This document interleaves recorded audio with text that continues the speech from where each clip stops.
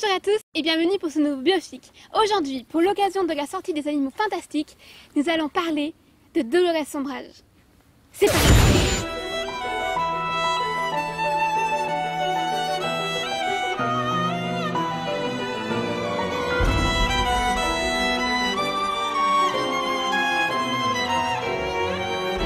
Dolores Sombrage est née en tant que sang-mêlé. En effet, son père est un sorcier, sa mère une moldue. D'ailleurs, elle a même un frère qui lui s'avère être un crack-mob. Son père est un sorcier travaillant au ministère de la magie, mais n'ayant absolument pas la moindre ambition. Dolores se décide donc de couper les ponts et de renier tout simplement sa mère, son frère et plus tard son père. Comme la majorité des sorciers, elle fait ses études à Poudlard et est envoyée immédiatement par le Choixpeau à Serpentard.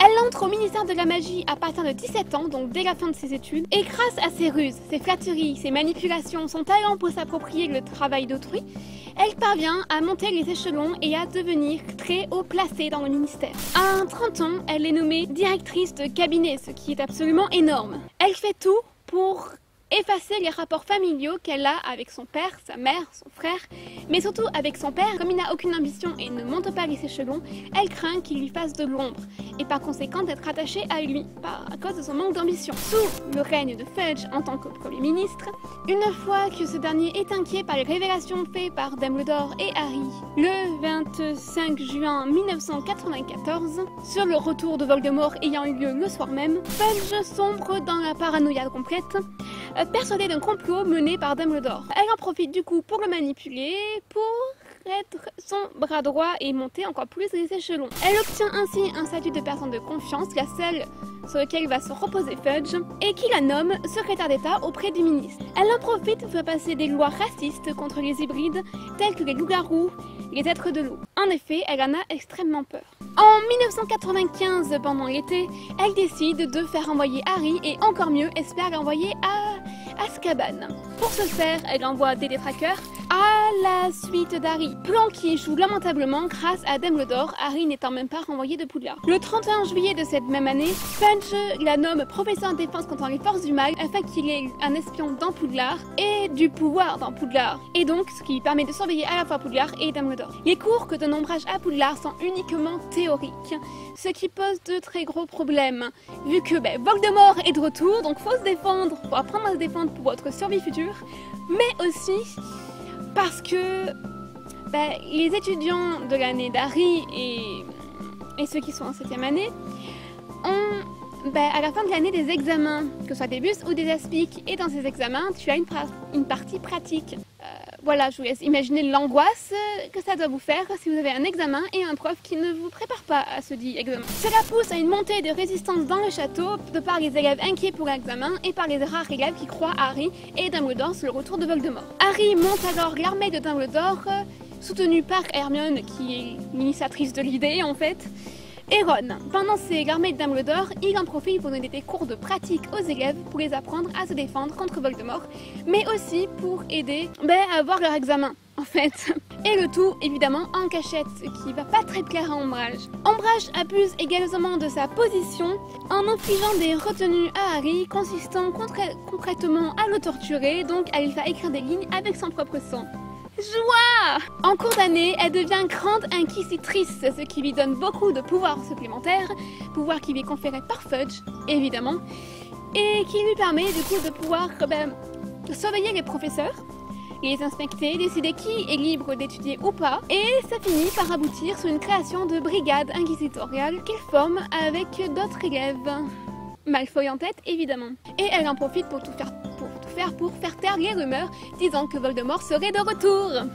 Bah oui, tant qu'à faire. La brigade d'ailleurs inquisitoriale se retrouve avec plus de pouvoir que les préfets eux-mêmes, pouvant enlever des points aux élèves.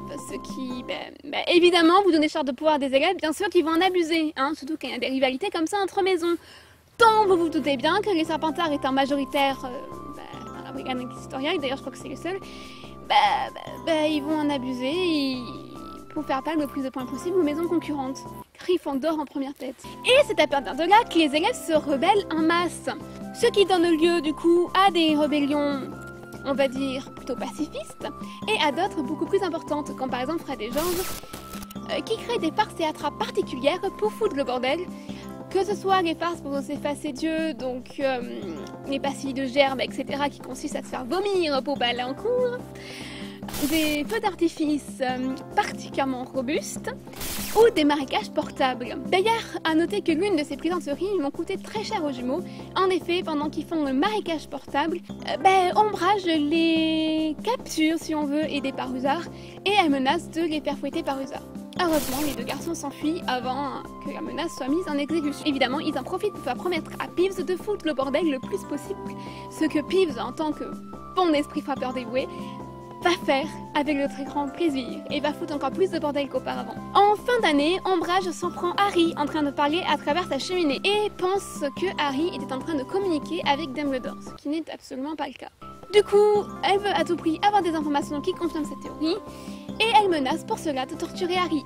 Hermione, plus intelligente que les autres comme d'habitude, se propose alors de tendre un piège à Ombrage et la tire dans la forêt interdite, Ombrage emmenant Harry et Hermione avec elle. Là, ils sont attaqués par des centaures qui les libèrent d'Ombrage et capturent Ombrage. En effet, les centaures sont très colère parce que le ministère de la magie, évidemment Ombrage en fait, concrètement, leur enlève des territoires petit à petit. Ombrage est sauvé par Dumbledore à la fin de l'année, puis amené à l'infirmerie. Pendant le banquet de fin d'année, cependant, elle tente de s'enfuir discrètement de Poudlard, ce qui échoue lamentablement grâce à Peeves qui va le poursuivre avec la canne du professeur McGonagall qui avait été blessée plus tôt par Ombrage pendant les épreuves des buses. On la retrouve ensuite au ministère de la magie avec un nouveau poste méga important.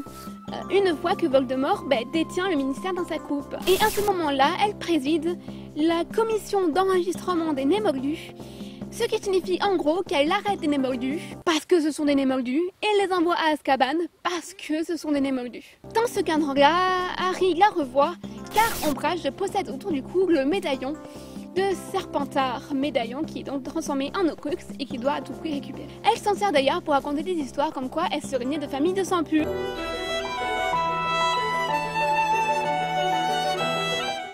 Contrairement au film, dans les livres, Ombrage n'a aucune sanction pour son comportement à Poudlard. Genre aucune. En fait, le nouveau ministre, Scrimgeour, que je dois prononcer encore très mal, moi et les noms anglais ça fait un peu d'eux, se dit qu'il a autre chose à foutre que de punir Ombrage, étant donné que Voldemort est de retour et qu'il doit agir très vite. Ce qui est quand même une sacrée conséquence quand on voit ce qu'il a commis après. J.K. Rowling a déclaré qu'au début, Ombrage ne s'appelait pas Ombrage mais Elvira. Jane, qui est le deuxième prénom d'Ombrage, qui s'appelle Dolores Jane Ombrage, était à la base prévue pour être le deuxième nom de Hermione. Dans le film L'Ordre du Phénix, il n'est pas précisé que c'est Ombrage qui a envoyé les détraqueurs à Harry. Du coup, si vous avez vu que les films, vous devez peut-être penser que c'est Voldemort qui a envoyé les détraqueurs. Dans le film Le Prince de Sang Mêlé, qui est d'ailleurs l'un des films les plus décriés par les fans, que je n'aime pas non plus, même si c'était pas pour les mêmes raisons qui ont été citées majoritairement, on peut voir une figurine représentant Ombrage dans la boutique de Fred et de George. Elle répète quelques phrases comme « Je ferai régner l'ordre » ou « Je déteste les enfants », ainsi que j'exige le silence. J.K. Rowling est revenu sur comment finit ce personnage. Sachez que Ombrage est condamné à Azkaban pour crime contre les Moldus impliquant de la torture et la mort de certaines de ses victimes. J.K. Rowling a également déclaré qu'elle détestait ce personnage autant que Bellatrix Lestrange, toutes deux ayant énormément de points communs. La seule différence étant que Lestrange est officiellement partisane de Voldemort, là où Ombrage n'est pas officiellement mange-mort. Et ça, je trouve ça trop bien qu'un personnage aussi machiavélique et détestable qu'Ombrage ne soit pas mange-mort, parce que ça met de la profondeur et ça montre que le monde n'est pas méchant d'un côté et gentil de l'autre, comme l'explique très bien Sirius dans le 5e film. Le nom du personnage, comme souvent dans Harry Potter d'ailleurs, en dit long sur lui-même. Bon, déjà, Dolores est le pluriel de douleur en espagnol. Voilà. Son nom Ombrage en anglais signifie umbrage, qui vient d'umbrage, signifiant offense, outrage, et a pour racine latine umbra, qui dessine la partie la plus sombre du nombre. Vous imaginez le génie qu'il y a derrière? Je m'arrête du coup 5 minutes pour illustrer le génie de J.K. Rowling, mais pas que. Également pour penser au traducteur français qui a fait un travail de taré pour trouver le nom français d'Ombrage. Stephen King a dit à propos d'Ombrage que c'était la plus grande scélérate depuis Hannibal Lecter. Oui, tant qu'à se faire.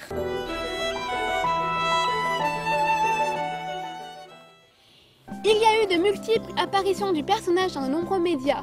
En livre, on la retrouve en plus du 5, 7 dans le 6, dans l'enterrement de Dumbledore, ce qui énerve énormément Harry, puis dans l'Enfant maudit. La raison de sa présence est d'ailleurs extrêmement discutable et absolument pas cohérente avec le reste de l'univers dans cette pièce de théâtre, comme quasiment toute la pièce de théâtre en fait, a été un peu décriée. Elle est aussi présente et jouable dans Harry Potter Lego et dans les jeux Harry Potter l'Ordre du Phénix, ainsi que Harry Potter 7 partie 1.